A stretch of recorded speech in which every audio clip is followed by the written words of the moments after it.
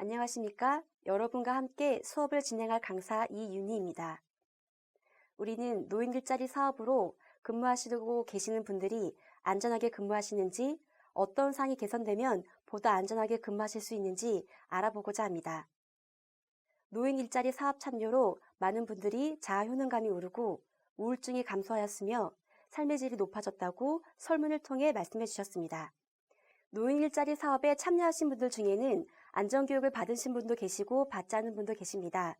우리의 임무는 노인 일자리 사업에 참여하시는 분들이 근무 중에 생길 수 있는 사고를 줄이고 계속적인 근무를 하실 수 있도록 안내를 해드리는 데 있습니다. 체크리스트의 항목이 지켜져 있지 않으면 잘 지키도록 안내드리고 잘 지키고 계시는 분들이 있다면 더욱 지킬 수 있도록 격려해드리면 됩니다. 배포되는 체크리스트의 항목은 어떠한 내용으로 구성되어 있는지 앞으로 알아보도록 하겠습니다. 여러분들은 앞으로 진행될 내용을 모두 숙지하시고 현장에 나가서 노인 일자리 사업에 참여하시는 분들이 안전하게 근무하실 수 있도록 도와주십시오. 다시 한번 강조드리면 여러분들이 앞으로 하실 안전 체크리스트 작성은 보다 안전하고 보다 나은 환경에서 근무하실 수 있도록 돕는 데 있습니다. 하지만 그 전에 우리가 안전 모니터링 전문가로서 자기 관리를 통해 건강을 유지하고 지식을 갖추는 데 노력을 기울이셔야 합니다. 우리는 자연스러운 노화를 겪고 있고 그로 인해 인체가 어떠한 변화를 겪고 우린 어떻게 그 건강 관리를 해야 되는지 알아야 합니다. 마음과 다르게 우리의 신체 구조 기능은 점진적으로 저하됩니다. 질병과 사망에 대한 감수성이 급격하게 증가되고 신체 전반적인 활력 및 생리적 기능이 저하됩니다. 그래서 예전보다 활동이 줄어들고 휴식이 필요한 시간이 더 많이 필요하며 소화 능력, 청력, 시력 등 기능들이 많이 떨어지게 됩니다. 특히 다음과 같은 신체 기능들이 많이 떨어집니다. 첫 번째, 시력 및 청력 저하입니다. 어두운 곳에서 사물을 구분하기가 점점 어려워지며 눈부심이 증가하여 선글라스를 필요하게 됩니다. 눈의 조절 기능이 약화되어 돋보기가 필요해지기도 합니다. 청력의 이상으로 대표적인 것은 노인성 난청입니다. 주변의 소리를 구분하기가 둔해지며 소리의 구분이 안 되어 모두 소음으로 들리게 됩니다. 내 목소리가 점점 커지고 있다면 청력 검사를 받아보는 것도 좋습니다. 두 번째는 근육과 뼈의 양의 감소입니다. 예전보다 물건을 들어 올리는 힘이 약해지며 뼈의 양도 감소하여 골절의 위험이 좀 더 높아집니다. 골절로 인해 합병증이 높아지고 회복도 매우 더디게 됩니다. 세 번째는 균형 감각의 둔화입니다. 균형 감각이 둔화되는 데는 여러 가지 이유가 있습니다. 근골격계에 손상이 있을 수 있고 청력, 시력의 변화가 있을 수 있고 드시고 계신 약물과 가지고 계신 질병에 의해서도 균형 감각이 많이 약해지실 수 있습니다. 네 번째는 관절염 발생입니다. 관절염도 발생하는 요인은 여러 가지가 있지만 가장 대표적인 것은 평균 수명이 연장됨에 따라 관절의 수명이 다하는 겁니다. 관절염의 관리는 약물 치료를 기본으로 표준 체중을 유지하고 건강관리, 운동을 하는 것이 가장 좋습니다. 세계의 체크리스트는 공통의 15개의 항목으로 되어 있습니다. 안전 모니터링 체크사항 첫 번째는 작업 전후 스트레칭입니다. 스트레칭을 하게 되면 부상을 방지할 수 있고 체력을 키울 수 있으며 피로 회복에도 도움이 됩니다. 그리고 신체 기능 유지에도 도움이 됩니다. 또 스트레칭의 장점은 언제 어디서 어떻게든 가능하다는 점이 있습니다. 스트레칭을 하실 줄 모른다면 국민 체조만 하셔도 충분히 스트레칭을 하실 수 있습니다. 스트레칭 방법은 간단합니다. 긴장을 푸신 상태에서 평소와 같은 호흡으로 천천히 하시면 됩니다. 옆에 사람과 경쟁을 하실 필요 없이 신체의 긴장감을 느끼면서 자극을 유지하시면 됩니다. 현장에 나가서 근무하시는 분들에게 작업 전후 스트레칭을 했는지 물어보고 스트레칭을 하지 않은 근무자에게 스트레칭의 중요성을 안내해 드립니다. 간단한 스트레칭을 몇 가지 해보도록 하겠습니다. 첫 번째는 목 운동입니다. 목 스트레칭은 목의 통증과 불편감을 완화시키고 두통을 예방할 수 있습니다. 첫 번째 좌우로 목을 당기는 것과 두 번째 목을 들어 올리고 세 번째 목을 앞으로 당기는 방법이 있습니다. 자세한 것은 동영상을 통해서 해보도록 하겠습니다. 목 운동입니다. 목 운동은 목의 스트레칭과 목 관절을 강화하는 운동입니다. 첫 번째, 목을 좌우로 당깁니다. 하나, 둘, 셋, 넷, 다섯, 여섯, 일곱, 여덟. 둘, 둘, 셋, 넷, 다섯, 여섯, 일곱, 여덟. 두 번째, 양손 엄지로 턱을 들어 올리며 입은 으 하며 소리를 냅니다. 하나, 둘, 셋, 넷, 다섯, 여섯, 일곱, 여덟. 둘, 둘, 셋, 넷, 다섯, 여섯, 일곱, 여덟. 세 번째, 두 손 깍지를 끼고 뒷목을 앞으로 밀어줍니다. 하나, 둘, 셋, 넷, 다섯, 여섯, 일곱, 여덟. 둘, 둘, 셋, 넷, 다섯, 여섯, 일곱, 여덟.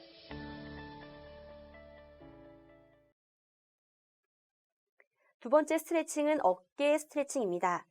어깨 스트레칭을 하게 되면 어깨와 등의 경직이 풀려 신체 활동이 좀 더 자유로워질 수 있습니다. 첫 번째 방법으로는 어깨를 귀까지 들어 올렸다가 떨어뜨리는 방법과 두 번째는 양손을 어깨에 대고 팔꿈치로 원을 그리는 방법이 있습니다. 이 방법 또한 동영상을 통해 자세히 알아보도록 하겠습니다. 운동 중 어깨 거상 운동입니다. 어깨 거상 운동은 등 세모근 강화와 어깨 근육통을 예방하는 운동인데요. 양쪽 어깨만 들어서 귀에 닿는다는 느낌이 들도록 수초간 버티다가 툭 하고 어깨를 내려줍니다.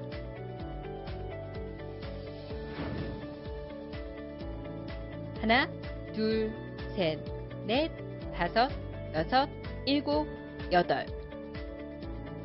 둘, 둘, 셋, 넷, 다섯, 여섯, 일곱, 여덟. 상체 운동 중 어깨 돌리기입니다. 어깨 돌리기 운동은 어깨 관절을 유연하게 하는 운동입니다. 양손을 어깨에 올리고 팔꿈치로 원을 그리며 번갈아 돌립니다. 하나, 둘, 셋, 넷, 다섯, 여섯, 일곱, 여덟. 둘, 둘, 셋, 넷, 다섯, 여섯, 일곱, 여덟. 그 다음 스트레칭은 허리 스트레칭입니다.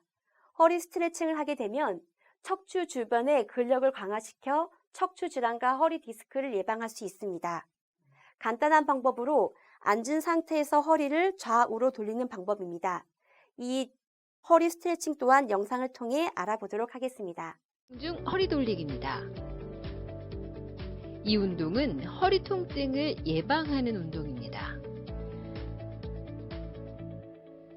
양손을 허벅지에 올리고 엉덩이는 움직이지 않은 채 허리만 좌우로 번갈아 돌립니다.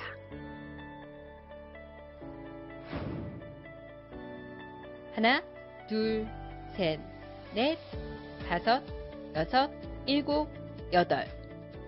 둘, 둘, 셋, 넷, 다섯, 여섯, 일곱, 여덟. 마지막 스트레칭, 다리 스트레칭입니다. 동작은 세 가지로 방법을 구분해서 해보실 수 있습니다. 다리 스트레칭을 하게 되면 발목 관절과 무릎 관절이 강화되고 허벅지 근육도 강화됩니다. 첫 번째 방법은 발목을 돌리는 방법과 두 번째는 발가락을 몸으로 당겨주는 방법, 세 번째는 허벅지에 힘을 실는 스트레칭 방법입니다. 이 방법 또한 동영상을 통해 자세히 알아보도록 하겠습니다. 운동 중 발목 돌리기입니다. 발목 돌리기 운동은 발목 관절을 유연하게 하고 발의 붓기를 빼줍니다. 발목을 밖으로, 안으로 돌려줍니다. 하나, 둘, 셋, 넷, 다섯, 여섯, 일곱, 여덟.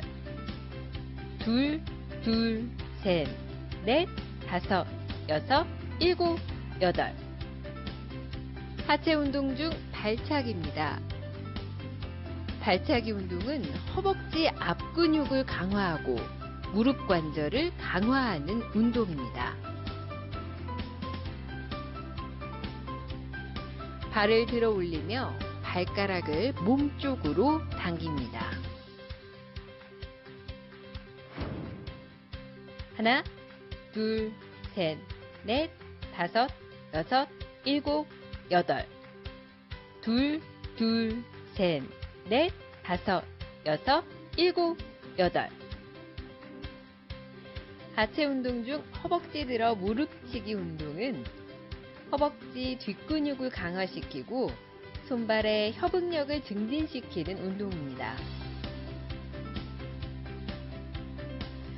허벅지를 들어 양손을 엇갈려서 무릎을 쳐줍니다. 하나, 둘, 셋, 넷, 다섯, 여섯, 일곱, 여덟. 둘, 둘, 셋, 넷, 다섯, 여섯, 일곱, 여덟. 안전 모니터링 체크사항 공통 두 번째는 작업 전후 정리정돈입니다. 가정에서 하는 정리정돈과 다르게 안전에서 하는 정리정돈은 조금 다른 의미를 가지고 있습니다. 안전에서 말하는 정리란 필요한 물품과 필요 없는 물품을 구분하는 것이며, 이때 정돈이란 필요한 물품을 사용하기 편리한 장소에 배치해 놓는 것입니다. 이렇게 정리정돈을 하게 되면 위험 요소를 쉽게 발견할 수 있으며, 작업장의 정리정돈 상태가 불량하면 불안전한 상태가 되고, 이로 인해 불안전한 행동을 하게 되어 사고가 유발될 수 있습니다. 정리정돈을 하지 않으면 다음과 같은 사고가 발생할 수 있습니다. 바닥에 장애물이 많으면 발에 채이고 장애물로 인해 미끄러질 수 있습니다. 장애물 위를 타고 가다 넘어질 수 있으며 장애물을 피해 우회하게 됩니다. 이렇게 실제 정리정돈을 하지 않아 생기는 사례를 보게 되면 이동하던 중에 바닥에 놓인 각재를 밟고 넘어져 쌓아둔 철판 모서리에 머리를 부딪히는 재해가 발생되기도 합니다. 안전 모니터링 체크사항 공통 세 번째는 보호 장비 착용입니다. 여기서 말한 보호구란 근로자의 신체 일부 또는 전체에 외부의 유해 요인들로 인해 위험을 차단하거나 그 영향을 감소시켜 재해를 예방하거나 피해 정도와 크기를 줄여주는 기구를 말합니다. 종류를 보게 되면 안전모, 안전화, 안전장갑, 방진 마스크, 안전대, 보안경, 방음보호구 등이 있습니다. 그렇다면 우리가 근무하면서 생길 수 있는 위험 요인들은 무엇이 있을까요? 신체별로 알아보도록 하겠습니다. 눈은 날아오는 물체와 빛에 의해 손상이 될 수 있고, 호흡기는 분진과 화학물질로 인해 손상을 받을 수 있습니다. 손은 화학물질, 뜨거운 물체, 진동에 의해서 손상을 당할 수 있고, 전신은 화학물질, 뜨거운 물질, 방사선 분진 등의 손상이 될 수 있습니다. 머리는 떨어지거나 날아오는 물체, 높은 곳에서 떨어지는 물체, 귀는 소음, 안면은 날아오는 물체, 화학물질로 인해 손상을 받을 수 있고, 발은 떨어지는 물체, 화학물질, 뜨거운 물질, 날카로운 물체에 의해 신체가 손상될 수 있습니다. 여러분이 어떠한 환경에서 근무하시는지에 따라 작업 보호구의 종류는 많이 달라질 것입니다. 앞에서 보호구의 종류와 작업 시 생길 수 있는 신체별 위험 요인들을 알아보았습니다. 그럼 다음과 같은 작업 시에 필요한 보호구는 무엇일까요? 퀴즈를 통해 알아보도록 하겠습니다. 물체가 떨어지거나 날아올 위험 또는 근로자가 떨어질 위험이 있는 작업에 필요한 보호구는 무엇이 있을까요? 정답은 안전모입니다. 두 번째 문제입니다. 떨어지는 물체에 맞거나 물체에 끼이거나 감전, 정전기 대전 위험이 있는 작업 시에 필요한 보호구는 무엇이 있을까요? 정답은 안전화입니다. 다음 퀴즈입니다. 소음, 강렬한 소음, 격소음이 일어나는 작업 시에 필요한 보호구는 무엇이 있을까요? 청력 보호구입니다. 네 번째 퀴즈입니다. 분진이 발생하는 작업 시에 필요한 보호구는 무엇이 있을까요? 정답은 호흡용 보호구입니다. 보호 장비는 우리의 신체를 보호해주기 때문에 다시 한번 내용을 읽고 넘어가도록 하겠습니다. 물체가 떨어지거나 날아올 위험 또는 근로자가 떨어질 위험이 있는 작업 시에는 안전모를 착용하시고, 떨어지는 물체에 맞거나 물체에 끼이거나 감전, 정전기 대전 위험이 있는 작업 시에는 안전화를 신습니다. 소음, 강렬한 소음, 격소음이 일어나는 작업 시에는 청력 보호구를 착용하고, 분진이 발생하는 작업 시에는 호흡용 보호구를 착용합니다. 퀴즈를 좀 더 맞춰보도록 하겠습니다. 물체가 흩날릴 위험이 있는 작업 시에 필요한 보호구는 무엇이 있을까요? 정답은 보안경입니다. 감전이 있는 작업을 할 때 필요한 보호구는 무엇이 있을까요? 정답은 절연용 보호구입니다. 다음 퀴즈입니다. 오염물을 취급하는 작업 시에 필요한 보호구는 무엇이 있을까요? 정답은 보호장갑입니다. 마지막 퀴즈입니다. 높이, 깊이 2m 이상의 떨어질 위험이 있는 장소에서 하는 작업 시 필요한 보호구는 무엇이 있을까요? 안전대입니다. 여러분들은 8가지 문제 중에 몇 개를 맞춰보셨나요? 다시 한번 어떤 보호구가 필요한지 확인해 보고 넘어가도록 하겠습니다. 물체가 흩날릴 위험이 있는 작업을 할 경우에는 보안경을 착용하시고, 감전 위험이 있는 작업 시에는 절연용 보호구를 착용합니다. 오염물을 취급하는 작업 시에는 보호 장갑을 끼고, 높이, 깊이 2m 이상의 떨어질 위험이 있는 장소에서는 안전대를 착용합니다. 우리 몸을 지켜주는 보호구는 이것 외에도 더 많이 있습니다. 작업을 할 때 작업 장소와 위험 물질에 따라 보호구를 바르게 착용하셔야 우리 몸을 지킬 수 있습니다. 안전 모니터링 체크사항 공통 4번째, 중량물 취급 주의입니다. 중량물의 정의는 다음과 같습니다. 작업자가 작업 현장에서 취급하는 모든 물건이 중량물이며, 박스, 자루, 막대기, 물통 등 다양한 형태가 있습니다. 작업장 내에서 취급하는 5kg 이상의 물체에는 중량물 취급주의 표지를 부착하게 되어 있습니다. 중량물 취급주의 방법은 다음과 같습니다. 운반 작업을 할 경우에는 남성의 경우에는 10kg 이하, 여성의 경우에는 7kg 이하로 무게 제한을 두고 있습니다. 두 번째 취급주의 방법은 밀기 작업을 할 경우에도 남성의 경우에는 25kg 이하, 여성의 경우에는 16kg 이하로 무게 제한을 두고 있습니다. 다음 중량물 취급 주의 사항입니다. 중량물 취급 시 바닥에 있는 물건을 들어 올릴 때는 물체를 신체와 가깝게 부착한 다음 허리를 구부리는 것이 아니라 무릎을 구부렸다가 펴는 방법으로 물건을 들어 올립니다. 혼자서 들 수 없는 무게의 중량물일 경우에는 2명이 작업하거나 보조기구를 활용하여 중량물을 운반합니다. 다음 중량물 취급주의 방법입니다. 중량물을 운반할 경우에는 시야를 확보하고 무리하게 박스 운반을 하지 않습니다. 취급하기 곤란한 물품일 경우 손잡이를 붙이거나 갈고리를 사용하거나 빨판들을 사용하여 적절한 보호 도구를 활용하여 중량물을 운송시킵니다. 일이 조금 느려지더라도 무게와 방법을 잘 지켜 중량물을 취급해야 다치지 않고 사고를 예방할 수 있습니다. 안전 모니터링 체크사항 공통 5번째는 개인위생 관리 철저입니다. 우리나라 국민들은 2015년 메르스 사건을 통해서 개인 위생 관리가 얼마나 중요한지 알고 있습니다. 개인 위생에서 가장 중요한 것은 손 씻기와 기침 예절입니다. 개인 위생 관리란 각종 감염성 질환으로부터 스스로의 건강을 보호하는 행위입니다. 올바른 손 씻기는 손에 있는 세균을 없애주어 우리의 면역력을 높여주며, 올바른 기침 예절은 호흡기 감염을 막아줄 수 있습니다. 올바른 손 씻기와 올바른 기침 예절은 100번을 말해도 부족함 없이 중요한 내용입니다. 다음 장을 통해 자세히 알아보도록 하겠습니다. 올바른 손 씻기는 6단계를 거쳐 30초 이상 씻습니다. 알코올젤을 이용해서 씻는 방법과 흐르는 물에 비누를 이용해서 씻는 방법이 있습니다. 첫 번째 단계는 손바닥과 손바닥을 마주대고 문질러 주는 방법입니다. 두 번째 단계는 손가락을 마주 잡고 문질러 줍니다. 세 번째는 손등과 손바닥을 마주대고 문질러 주며 오른쪽, 왼쪽 번갈아 가면서 문질러 줍니다. 네 번째 방법은 손바닥을 마주대고 손깍지를 낀 다음에 문지르는 방법입니다. 다섯 번째는 엄지손가락을 다른 편 손가락에 대고 문지르면서 오른손, 왼손 번갈아 가면서 닦는 방법입니다.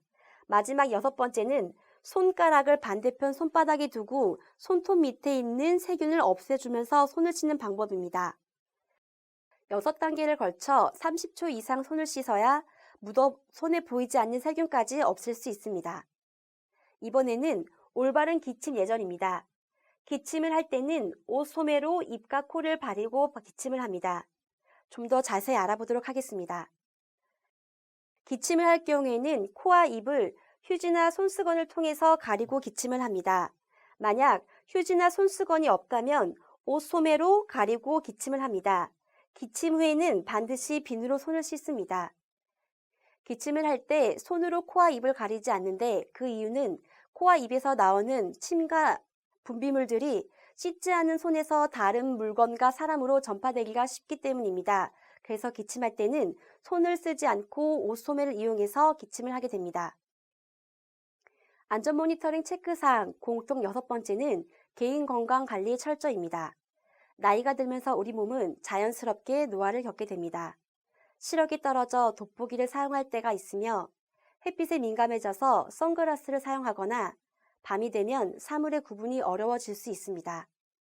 청력이 떨어져 주변의 소리를 잘 듣지 못하게 되며 근육의 양이 줄고 관절이 뻣뻣해져서 움직임이 둔해지기도 합니다. 피로감을 예전보다 더 많이 느끼며 피로를 회복하기 위해 시간도 더 많이 소요됩니다. 아침에 일어나 근무지로 가기 전에 근무할 수 있는지 없는지 몸 상태를 확인해야 합니다. 만약 열이 나거나 통증이 있을 때 약을 먹어도 낫지 않는다면 또 어지러움이 느껴지신다면 휴식을 취하는 것이 더욱 좋습니다. 또 날씨에 따라서 근무를 할 수 있는지 없는지도 확인해 보시는 것이 좋습니다. 폭풍이나 태풍이 불고 날씨가 매우 덥거나 추울 경우에는 근무가 가능한지 알아보셔야 하겠습니다. 또 약을 드시고 있으면 약을 꼭 복용하셔야 되며 병원에서 진료를 본 후 근무가 가능한지에 따라서 근무지로 이동하셔야 됩니다. 나이가 들면 주변의 작은 환경에 많은 영향을 받습니다. 작은 변화에도 몸 상태는 급격하게 나빠질 수 있으므로 근무 전에 건강관리를 확인하는 것은 필수입니다. 안전 모니터링 체크사항 공통 7번째는 응급사항 대처 방법 숙지입니다. 응급사항은 언제 어디에서 누구에게 어떻게 일어날지 모르기에 평소에 미리 훈련해 놓으면 응급사항 발생 시 더욱 신속하게 행동하실 수 있습니다. 평소 응급사항이 일어나면 누구에게 어떻게 보고해야 할지 알아두어야 합니다. 응급사항에서 신속하게 할수록 합병증과 장애를 예방할 수 있습니다. 그리고 올바른 응급처치를 몇 가지 알아두는 것도 좋습니다. 노인의 주요 질환 중에 심근경색 뇌졸중이 있습니다. 우리나라의 사망사고 1위는 암이며 2위와 3위는 뇌심혈관 질환 장애입니다. 그만큼 혈관 질환으로 사망하시는 노인분들이 많이 있습니다. 뇌심혈관 중에 뇌혈관의 대표적인 질환으로 뇌졸중이 있으며 심장혈관에 관련된 질병 중에 대표적인 것은 심근경색이 있습니다. 심근경색은 심장 근육에 혈액을 공급하는 관상동맥이 막혀서 심장 근육이 죽어 사망에 이르는 질환을 말하고 있습니다. 뇌졸중은 뇌혈관이 막혀서 발생하는 뇌경색과 뇌혈관이 터져 발생하는 뇌출혈로 나눌 수 있습니다. 흔하게 발생하지만 조기에 치료하지 않으면 합병증이 매우 치명적이므로 전조 증상에 대해서 알아보고 즉각적인 치료를 해야 합니다. 심근경색에 대한 전조 증상입니다. 심근경색은 심장에 영양을 공급하는 관상동맥이 막혀서 생기는 질환입니다. 관상동맥이 막히게 되면 가슴에 심한 통증이 느껴집니다. 두 번째로는 가슴 통증이 가슴 가운데서 시작해서 왼쪽으로 뻗어나가는 특징이 있습니다. 가슴에 통증이 생기면서 식은땀, 호흡곤란, 오심, 어지러움증, 실신 등의 증상이 있으면 심근경색으로 의심해 볼 수 있습니다. 이때 병원으로 이동하시게 되면 심장의 혈액 요구량이 더 늘어나 심근경색이 악화될 수 있으므로 119를 부르고 움직이지 않는 것이 더욱 좋습니다. 이번에는 뇌졸중의 전조 증상에 대해서 알아보겠습니다. 뇌졸중은 뇌혈관에 혈액이 공급되지 않은 질환으로 뇌혈관이 막힌 뇌경색과 뇌혈관이 터진 뇌출혈이 있습니다. 뇌졸중의 특징은 반측성 장애입니다. 신체의 양쪽이 똑같이 움직이지 않습니다. 지금 뇌혈관에 손상이 있는지 없는지 알아보는 방법은 다음과 같습니다. 첫 번째, 미소를 지었을 때 양쪽 입꼬리가 대칭적으로 올라가지 않으면 뇌 손상을 의심할 수 있습니다. 두 번째, 양손을 위로 올렸을 때 한쪽 팔에 힘이 없어 떨어지면 뇌졸중을 의심할 수 있습니다. 마지막으로 술에 취하지 않았는데도 술에 취한 것처럼 혀가 꼬인 소리를 내면 뇌졸중을 의심할 수 있습니다. 앞에서 보신 세 가지의 경우 중에 하나만 증상이 발생하더라도 119를 불러 빨리 병원에 가서 진료를 받아보시는 게 좋습니다. 그 다음 알아볼 응급처치로 화상사고가 있습니다. 특히 겨울철에 일어나는 뜨거운 물로 인한 화상이 가장 흔한 화상의 원인입니다. 그리고 불과 연기 등의 화상이 있으며 전기장판, 붙이는 핫팩 등으로 인한 저온 화상도 겨울철 화상의 특징입니다. 어떤 종류의 화상이든 신체로부터 열원을 제거하는 것이 가장 중요합니다. 화상은 크게 세 가지로 구분할 수 있습니다. 1단계는 수포가 생기지 않는 화상, 2단계는 수포가 생긴 화상, 세 번째는 수포가 터져버린 화상입니다. 화상에서 응급 환자의 기준은 깊은 화상을 입은 사람보다 넓은 부위의 화상을 입은 사람이 더욱 응급한 환자입니다. 화상의 응급처치는 다음과 같이 하면 됩니다. 뜨거운 물질로부터 피부를 분리시키고 피부에 닿은 뜨거운 열기를 차게 시켜야 합니다. 미지근한 물보다는 차가운 물이 좋으며 화상 입은 부위를 양동이에 차가운 물에 담그는 것이 가장 좋습니다. 만약 양동이에 담을 수 없는 신체 부위에 화상을 입었다면 비닐봉지에 물과 얼음을 넣고 수건을 감싸 화상 부위에 올리는 것이 좋습니다. 그 다음 화상 부위에 세균 감염과 바이러스 감염 예방하기 위해 깨끗한 거즈를 덮어 놓습니다. 이때 화상 치료에 사용하시는 바세린 거즈를 많이 사용하십니다. 만약 화상 피부에 열기가 식지 않은 상태에서 바세린 거즈를 사용하게 되면 비닐하우스처럼 피부에 열기가 더욱 심해져서 화상이 심해지게 됩니다. 처음부터 화상이 심하다면 병원으로 즉시 이동하시는 것이 좋습니다. 그때에도 병원을 이동할 경우에는 화상 입은 부위에 차갑게 열기를 식히면서 이동하는 것이 좋습니다. 이렇게 해야 화상으로부터의 합병증을 줄일 수 있습니다. 추가적인 화상 응급처치 주의사항이 있습니다. 소주를 붓거나 된장이나 치약을 바르는 등의 민간요법은 치료 효과가 없으며 감염이 더욱 높아질 수 있습니다. 얼음을 직접 화상 부위에 대면 화상 부위에 화상이 아니라 동상을 입을 수 있어 2차 손상이 가해질 수 있습니다. 세 번째로는 샤워기로 화상 부위에 물을 뿌리게 됩니다. 이때는 샤워기 물줄기 압력에 의해 화상 상처 부위에 2차 손상이 가해질 수 있으므로 샤워기 물줄기가 아니라 양동이에 화상 입은 부위를 담그셔야 됩니다. 마지막으로 화상을 입은 조직에 즉시 반지나 시계, 귀걸이, 목걸이 등을 초기에 제거하셔야 됩니다. 화상으로 인해 조직이 부어버리면 나중에 액세서리를 제거할 수 없게 됩니다. 다음 응급처치 사항은 배임 응급처치 사항입니다. 배임 상처는 출혈이 있을 때 어떻게 하면 되는지 알아보는 방법입니다. 배임 부분은 출혈이 있기도 하고 피부 조직이 열려 있어 감염에도 취약합니다. 그래서 깨끗한 거즈를 이용하여 출혈 부위에 피가 멈출 때까지 눌러주면 됩니다. 만약 피가 많이 나거나 멈추지 않는다면 심장보다 높이 올리면 지혈에 도움이 됩니다. 예전에는 지혈대를 써서 출혈 부위의 혈액순환을 막았지만 지금은 지혈대를 사용하지 않고 있습니다. 출혈량이 많거나 멈추지 않으면 119에 신고한 뒤 구급대원의 지시를 따르면 됩니다. 배임 응급처치 시 주의사항이 있습니다. 첫 번째, 상처가 생겼다 싶으면 15분 정도 충분히 상처를 눌러줍니다. 중간중간 꺼즈를 열어보게 되면 상처가 벌어져 지혈이 더 늦어질 수 있습니다. 두 번째, 수돗물로만 씻어도 충분합니다. 소독을 위해 소독약을 상처에 직접 닿게 되면 상처 회복이 지연됩니다. 세 번째, 가루 지혈제 및 담뱃잎 같은 것들을 사용하게 되면 상처를 덧나게 할 수 있고 흉터를 남기거나 회복을 지연시킬 수 있습니다. 이번에는 코피가 났을 때 응급처치입니다.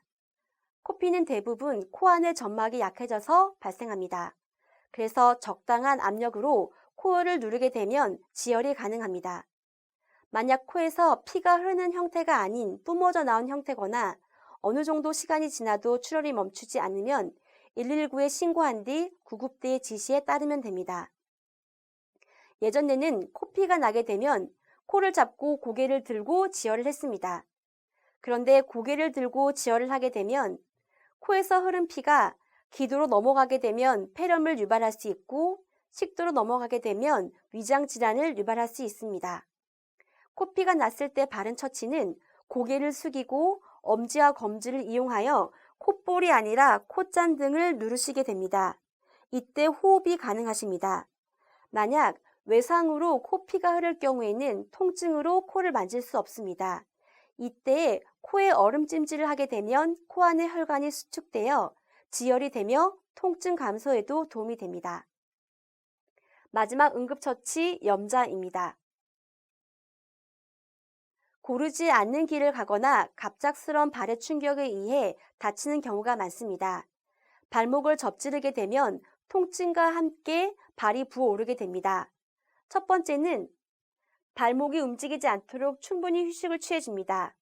두 번째는 발이 붓지 않도록 차가운 수건이나 냉찜질로 부종을 가라앉히고, 세 번째는 혈관을 수축시키기 위해 압박붕대로 발목을 감쌉니다. 이때 압박붕대가 없으면 신고 있는 신발을 좀 더 재어볼 수 있습니다. 네 번째, 다리의 부종을 막기 위해 다리를 심장보다 높이 한 상태로 유지하시면 됩니다. 안전 모니터링 체크사항 공통 8번째, 화재의 분류입니다. 화재는 가연물의 종류에 따라 4가지의 화재 종류로 나눌 수 있습니다. 일반 화재 A급은 연소 후에 재를 남기지 않으며 주로 목재, 종이, 섬유에 의해 화재가 일어납니다. B급 화재는 유류 및 가스 화재입니다. 연소 후에 재를 남기지 않고 인화성 액체, 기체에 의해 화재가 발생합니다. C급은 전기 화재이며 K급은 주방에서 식물성 또는 동물성 기름으로 인해 화재가 발생합니다. 이렇게 화재의 종류는 4가지로 구분되지만 우리 주변에 있는 소화기의 종류는 모두 비슷한 모양을 하고 있습니다. 소화기는 화재 종류에 따라 대부분 같은 소화기로 진압이 가능합니다. 그러므로 화재의 종류에 따라 소화기를 달리 쓰는 것이 아니라 올바른 소화기 방법을 익히시는 것이 훨씬 좋습니다. 주변을 둘러보시면 빨간색 소화기를 찾아보실 수 있습니다. 앞에서 화재의 종류보다 소화기를 바르게 사용하는 것이 중요하다고 이야기 나눴습니다. 알고 있는 것도 막상 화재를 마주하다 보면 기억이 안 날 수 있습니다. 다시 한번 소화기의 올바른 사용에 대해서 알아보도록 하겠습니다. 소화기의 올바른 사용은 크게 4단계에 따라 나눌 수 있습니다. 첫 번째로 안전핀을 뽑고, 4번째로 바람을 등진 상태에서 소화기를 화재에 골고루 분사하게 됩니다. 좀 더 자세한 내용은 동영상을 통해 알아보도록 하겠습니다. 하면 가장 먼저 안전핀을 뽑아야 되는데요. 한 손으로는 소화기를 잡고 다른 한 손으로는 안전핀을 뽑으면 됩니다. 다음 단계에서는 바람을 등지고 서서 호스를 빼고 불이 난 곳에 접근하여 상하 손잡이를 힘껏 누릅니다. 이때 비로 쓸듯이 골고루 뿌리면 초기 진압쯤은 문제없겠죠? 일하는 곳이든 일상생활하는 곳이든 일단 화재가 발생하게 되면 대처 방법은 다르지 않습니다. 피하고 신고하기입니다. 화재를 발견하고 대피할 경우에는 피해를 최소화하기 위해 불이야! 라고 크게 외치며 화재 경보를 울려야 많은 사람들이 대피하고 피해를 줄일 수 있습니다. 두 번째는 대피 경로를 결정합니다. 이때 화재로 인해 정전으로 엘리베이터가 작동하지 않을 수 있어서 계단을 통해 대피하셔야 됩니다. 마지막 안전한 장소에 대피하셨다면 119에 신고합니다.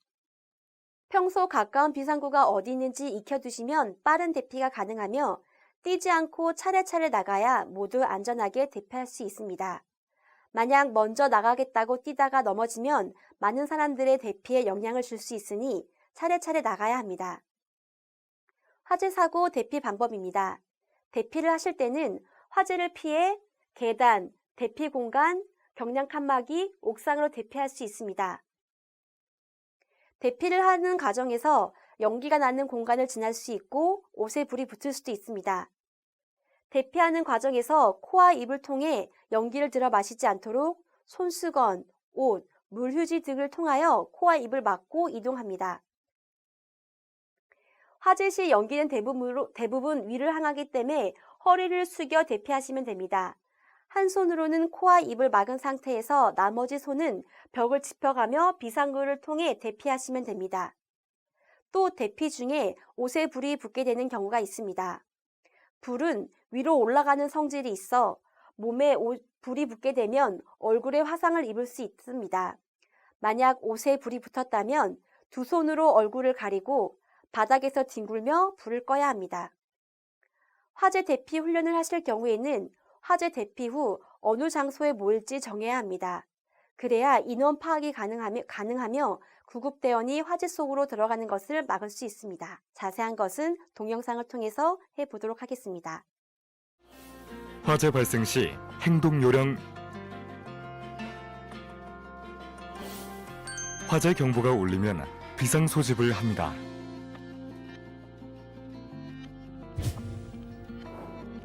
대피 장소나 방법을 정합니다.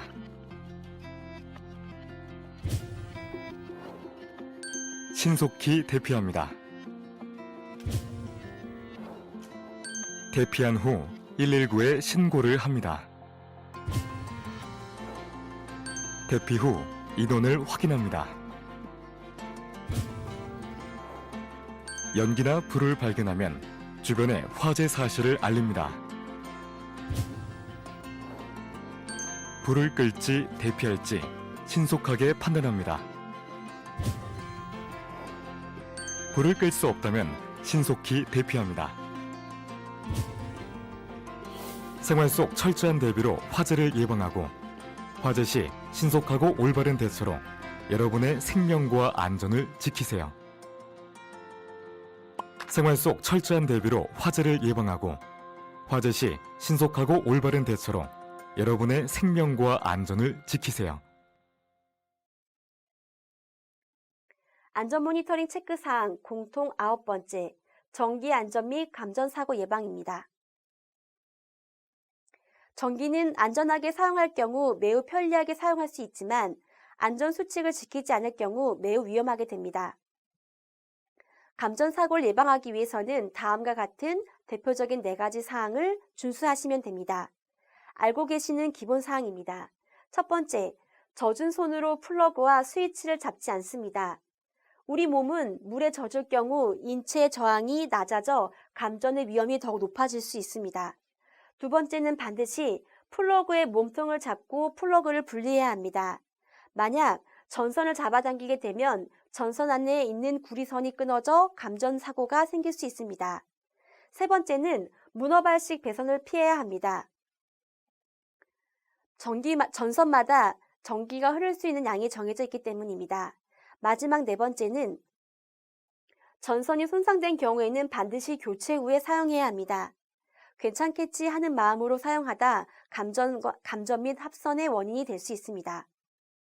방금 알아본 감전사고 예방 수칙을 지키지 않으면 사고가 날 수 있고 실제 작업대에 설치된 형광등 전선에 피복이 벗겨져 피복에 의한 누전으로 감전된 사고 사례가 있습니다. 만약 우리 주변에 감전으로 쓰러진 사람을 보게 되면 어떻게 해야 할까요?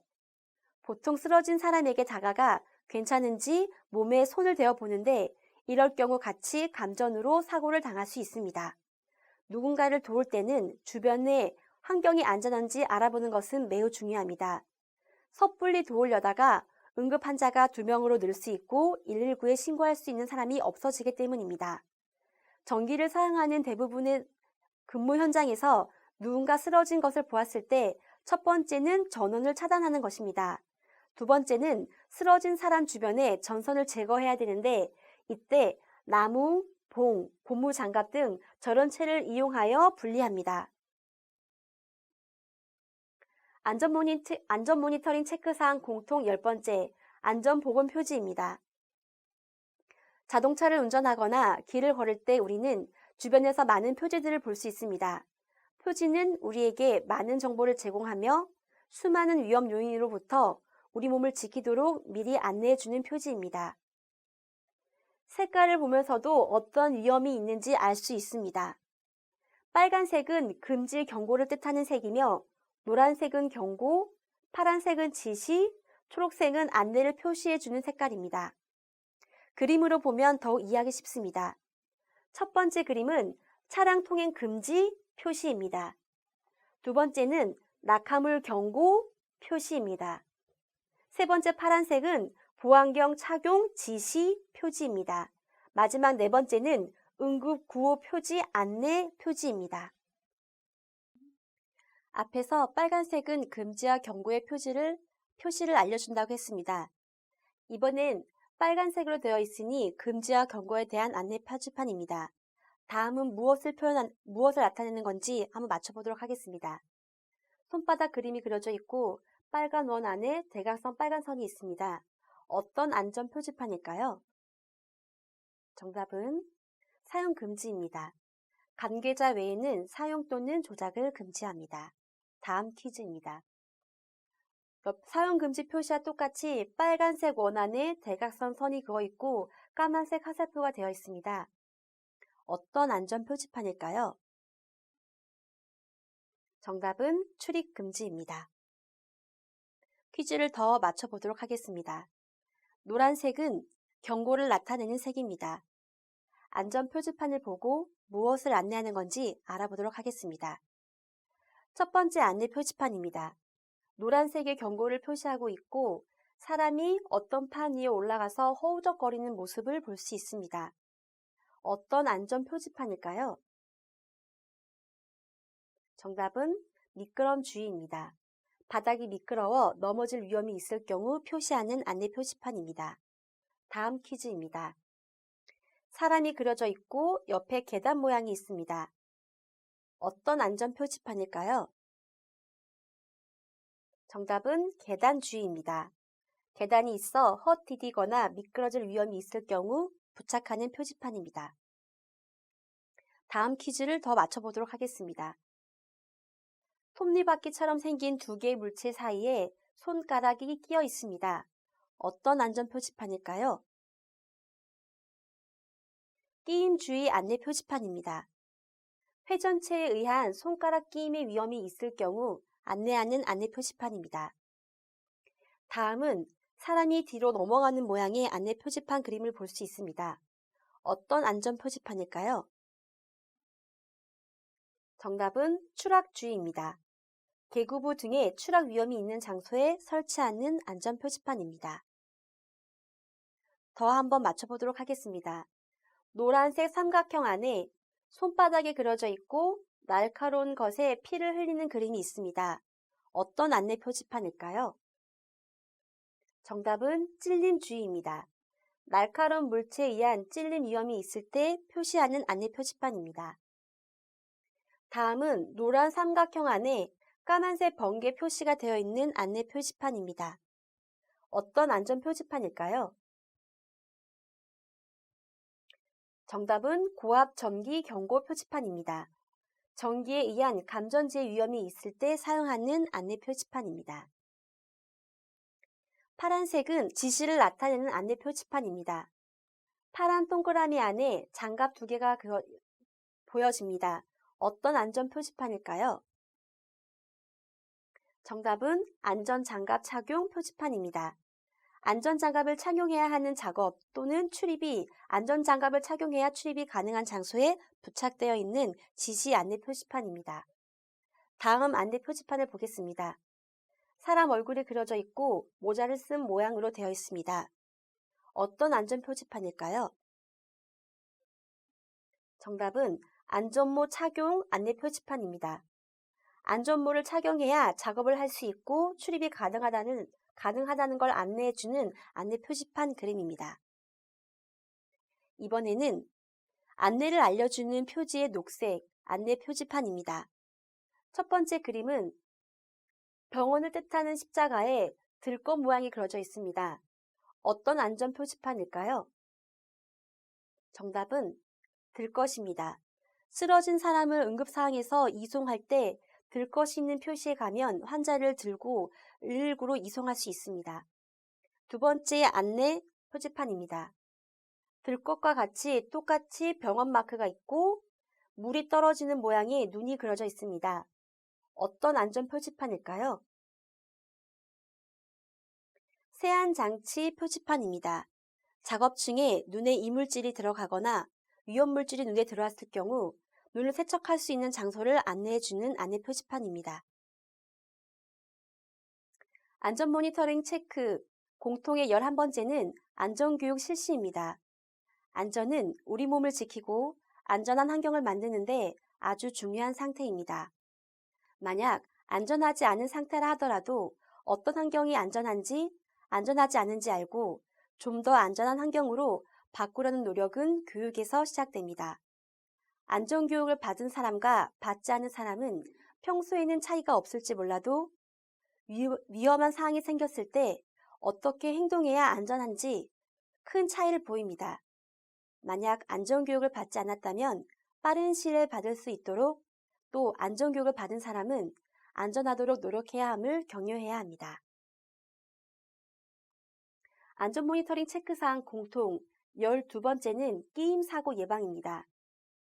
끼임과 협착은 같은 의미로 볼 수 있고 끼임이란 기계의 움직이는 부분 또는 움직이는 부분과 고정 부분 사이에 신체 또는 신체 일부분이 끼거나 물리는 것을 말하며 물건이 끼워진 상태, 말려든 상태를 말합니다. 끼임으로 인한 사고를 소개해드리면 오른쪽 그림처럼 작업 중 기계에 옷의 소매가 빨려 들어가 손이 끼어 손가락 뼈가 절단된 사고 사례입니다. 밑에 있는 그림은 급식실에서 운반부가 상승하고 운반구의 문과 승강기문 사이에 끼어 몸이 협착된 사고 사례입니다. 다음 사고 사례입니다. 배시카의 핸들과 주변의 설비 사이에 손가락 또는 배시카 바퀴에 발이 끼이는 사고 사례입니다. 네 번째 사고 사례는 분쇄기 사용 중에 이물질을 제거하려다 기계가 갑자기 작동되어 손가락에 절단된 사고 사례입니다. 끼임 사고에 대한 사례들을 살펴보았습니다. 끼임 사고가 발생하면 신체 손상이 크게 일어나므로 예방 수칙을 잘 지켜야 합니다. 우선 기계 정비 시에는 운전, 정비, 청소, 수리 시에는 반드시 기계의 운전을 정지시켜야 합니다. 만약 청소, 정비, 수리를 하고 있는 경우 다른 사람의 기계를 작동시킬 것을 예방하기 위해 점검 중 팻말을 부착하셔야 됩니다. 작업자는 근무 전 감길 위험이 있는 옷과 머리카락 등을 정리정돈하며 장갑을 착용하지 않고 작업해야 신체 등이 말려 들어가지 않습니다. 그리고 평상시에 주의해야 할 끼임 사고 예방 수칙으로는 손가락이나 발이 문에 끼지 않도록 주의하셔야 합니다. 가방, 우산 등 소지품이 문에 끼지 않도록 소지품을 관리하셔야 됩니다. 에스컬레이터에서 가장자리 옷이 끼지 않도록 주의하고 기계, 기구 전원을 차단하고 조작 금지 안내 표지판을 부착하셔야 합니다. 안전 모니터링 체크사항 공통 13번째는 직무 스트레스 평가입니다. 스트레스를 받지 않고 사는 사람은 없을 것입니다. 예전에는 스트레스를 이겨낸다라고 생각했었다면 최근에 들어서는 스트레스를 이겨낼 것이 아니라 관리하는 개념으로 많이 바뀌었습니다. 스트레스는 단순히 정신적인 감정에 국한된 것이 아니며 스트레스를 받으면 정신적인 피로와 함께 신체 증상도 나타납니다. 스트레스는 만병의 근원이라고 불리는 데는 다 이유가 있습니다. 스트레스를 받게 되면 우리 몸은 스트레스를 받은 몸의 부담을 덜어내려고 많은 에너지를 쓰게 됩니다. 스트레스를 받으면 속이 쓰린다거나 두통이 생긴다거나 설사가 생기기도 하고 불면증으로 잠을 이루지 못할 수도 있습니다. 그렇다면 강한 스트레스 하나와 작은 스트레스 여러 가지 중에 어떤 것이 더 우리 몸에 해로울까요? 예를 들어 출근길에 자동차 사고가 나는 것과 사이가 좋지 않은 동료와 매일 근무해야 하는 것들, 이 중에 우리 신체에 안 좋은 영향을 미치는 스트레스는 무엇일까요? 정답은 하나의 큰 스트레스보다 작은 스트레스에 여러 번 반복될 때 우리 몸은 좀 더 크게 손상될 수 있습니다. 그래서 작은 스트레스부터 잘 관리하면 우리 몸의 에너지 소비를 줄이고 스트레스로 인한 질병을 줄일 수 있습니다. 우리는 스트레스를 좀 더 줄이거나 스트레스를 받지 않는 환경을 만들어야 합니다. 그래서 근무 중 동료와 원만한 관계를 유지하는 것은 매우 중요합니다. 같이 일하는 동료와 좋은 관계를 유지하는 것은 일을 원활하게 진행할 수 있을 뿐만 아니라 우리 몸의 안전도 지킬 수 있습니다. 직장 동료와 원만한 관계를 위해 다음과 같이 해보세요. 주고받는 말을 예쁘게 해주세요. 당신의 차가운 말 한마디에 상처받습니다. 모두 누군가에게 소중한 사람입니다. 서로를 배려하고 공감합니다. 누구나 알고 있는 인간관계의 기본입니다. 실천이 가장 중요합니다. 안전모니터링 체크사항 공통 14번째는 미끄럼주의입니다. 대부분의 미끄러짐 사고의 원인은 미끄러운 바닥과 주위를 살피지 않는 태도에 있습니다. 미끄러짐 사고를 예방하기 위해서는 다음을 지켜주십시오. 미끄러운 곳에서는 미끄럼 방지 매트를 활용하고 미끄럼 방지 스티커를 부착합니다. 미끄럼을 방지하기 위해 미끄럼 방지 신발을 착용하고 평상시에 미끄럽지 않도록 물기를 제거합니다. 미끄러짐 사고의 원인은 미끄러운 바닥과 주변을 살피지 않는 것에 있습니다. 첫 번째 사고 사례를 보겠습니다. 학교 복도 청소 중에 물청소로 바닥이 미끄러운 화장실에서 미끄러져 타박상에 치료한 사고 사례입니다. 여기서 미끄러짐 사고의 원인은 바닥이 미끄러져 있고 그거를 주의하지 않고 지나가다가 넘어진 사고 사례입니다. 두 번째 사고 사례입니다. 주위를 살피지 않고 일어난 사고 사례입니다. 무거운 짐을 들고 이동하다 바닥에 있는 쓰레기를 미처 보지 못하고 밟고 넘어져 부상을 당한 사고입니다. 이 두 사례는 매우 흔하게 일어나는 미끄럼 사고입니다. 조금만 주의를 기울이면 예방이 가능한 사고입니다. 안전모니터링 체크사항 공통 15번째, 떨어짐 주의입니다. 노화로 인해 우리의 뼈는 골밀도가 낮아져 가벼운 충격에도 골절을 입을 수 있습니다. 나이가 들면 골절도 쉽게 생기지만 회복하기까지 시간이 매우 길게 소요됩니다. 그래서 떨어지는 사고에 대해 미리 예방책을 가지고 근무를 하시면 사고를 줄일 수 있습니다. 떨어짐 사고 예방책은 다음과 같습니다. 2인 1조로 작업을 하며 사다리에는 고정장치를 반드시 사용합니다. 안전작업 발판은 단단한 것을 사용하고 바퀴가 달린 의자에는 올라서지 않습니다. 발 헛디딤 등 개인의 근력을 강화합니다. 근력을 강화할 때는 스트레칭만으로도 부상을 충분히 줄일 수 있습니다. 보이시는 두 가지 사례는 떨어짐 사고 예방책을 지키지 않아 발생한 사고 사례입니다. 첫 번째는 홀로 물탱크 옆에 사다리로 올라가다 흔들려서 바닥으로 떨어진 사고 사례입니다. 2인 1조가 아닌 혼자 작업을 하다 사고가 났고 이때 사다리의 고정 장치를 사용하지 않아 사다리가 흔들려 떨어진 사고입니다. 두 번째는 책상에 걸쳐 앉아 청소하다 책상에서 내려오면서 떨어짐 사고 사례입니다. 떨어짐 사고 예방을 지키고 있었다면 막을 수 있는 사고였습니다. 지금까지 시니어 안전 모니터링 체크리스트 공통사항 15개 항목에 대해서 알아보았습니다. 노인 일자리 사업에 참여하시는 어르신분들이 어떤 근무 환경에 계시더라도 누구나 지켜야 할 기본적인 안전수칙으로 이해하시면 될 것 같습니다. 관리감독의 역할이기보다 안전 모니터링 전문가로서 안전에 대한 기본 수칙을 안내해 주시는 길잡이로서 역할을 부탁드리며 시니어 안전 모니터링 요원 여러분들께서도 솔선수범하여 안전 수칙을 먼저 지켜주시기 부탁드립니다. 지금까지 안전 모니터링 체크리스트 공통사항을 경청해 주셔서 감사드리며 다음 시간에 뵙겠습니다. 감사합니다.